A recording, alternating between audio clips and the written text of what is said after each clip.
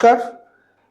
খুব প্রচলিত কথা হলো যে কিডনি রোগ ডেভেলপ করলে তার নাকি প্রোটিন খাওয়া বন্ধ, তার নাকি কোনো রকম প্রোটিন খায় না, তার আগে তো নিরামিষ খাবার খান। সবচেয়ে আগে বলবো, প্রোটিন হলো শরীরের বিল্ডিং ব্লক। আপনি যখন বয়স বাড়ছে এটা আরো বেশি করে প্রয়োজন।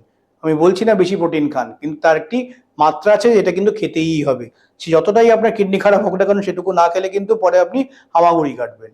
সেই কারণেই যেটা বলছে রেকমেন্ডেড 0.8 গ্রাম পার কেজি পার ডে আপনাকে প্রোটিন খেতে লাগবে।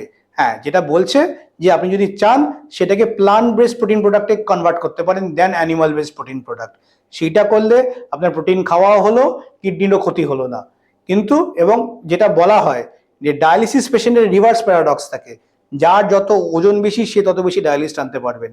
সেই কারণে ডায়ালিসিসে যদি এখন পৌঁছচ্ছেন, যদি একদম যদি লিন অ্যান্ড থিন হয়ে যান, আপনি কিন্তু বেশি দিন ডায়ালিসিস টানতে পারবেন না। সো যে যারা বলে যে প্রোটিন একদম বন্ধ করে দিচ্ছি আমার ক্রিয়েটিন বাড়বে না, সেটা কিন্তু একদম বাজে কথা। প্রোটিন আপনি খাবেন, হ্যাঁ প্ল্যান্ট বেসড প্রোটিনকে আপনি প্রাধান্য দিতে পারেন, কিন্তু শরীরে প্রোটিন কিন্তু ঢোকাতে হবেই। ধন্যবাদ।